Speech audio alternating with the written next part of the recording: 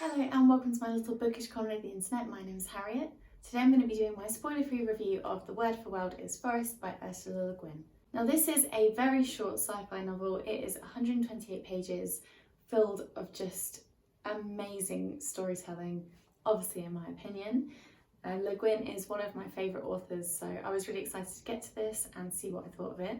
So I'm ready to share my thoughts. So basically the premise of this novel is that we are on a completely different planet to Earth, and there is this whole other race of being called Ascians, and they're these little green furry creatures. They're kind of similar to man, also kind of similar to monkeys.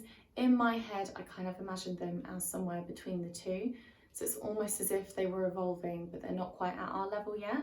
And they have their own language that they speak, but they have also picked up on human language because humans have invaded the planet and are settling there and are basically taking over the planet and taking down all of the trees and the natural world that is there. So this book is very heavily focused on kind of man versus nature and issues with colonization and things like that. Now, if you've ever read anything from Le Guin before, you will already know that she does like to put those kind of things into her books. Personally, I really like that. I don't think that it's too preachy.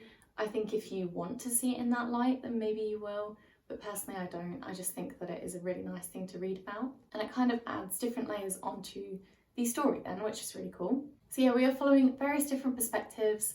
I think there's about 3 perspectives that we follow, but we get to meet other characters obviously throughout. So we are following one of the Ascians, we're following one of the humans, and then we're following another human who is like a specialist. And the specialist is really interested in this other race of being that's on this planet, and they're a little bit more compassionate than the other human. And that is all I will say, otherwise I'll ruin everything. But lots of people have compared this to similar story to Avatar, but you have to remember that this book was written in the 1970s, so this came out first.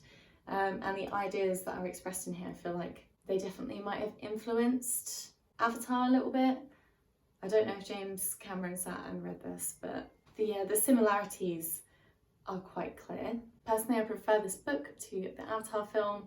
I liked it when I first saw it, but since then you can tell it's quite like a basic story that has been done multiple times. So I feel like if you've watched a lot of films, read a lot of books about that, you might think that this is quite similar, but just bear in mind when it was written. What I think is unique about this book is just the way that Le Guin writes. Her writing is always super beautiful, and I find that this book is a lot more descriptive than some of the other books that I've read. A lot of the times they're very character focused, but I did find that there was a lot of talk about the beauty of the natural world that this planet is set on, and the colours of the light coming through the trees, hitting the leaves.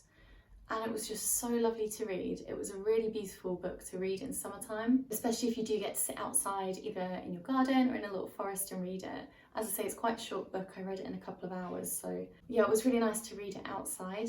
Now this book does focus a lot on violence towards the native beings on this planet and the kind of tension between them and the colonists. And what I found really interesting was obviously the colonists are humans, but the Ascians call them humans because that is how they think it is pronounced. They've obviously heard the other humans talking amongst each other, and that's what they've picked up on. So I found that really interesting. But yeah, there's a lot of violence and kind of intrigue, and there's little sections in here of political meetings, things like that. So it's very interesting. It's not too science heavy. It's more of, again, a character development story and following the Ascians and what they have to do to take back their planet. And there's a lot of focus on what happens when they do have to initiate some violence because they're quite a peaceful race, and how it affects them and what it's going to do for them in the future.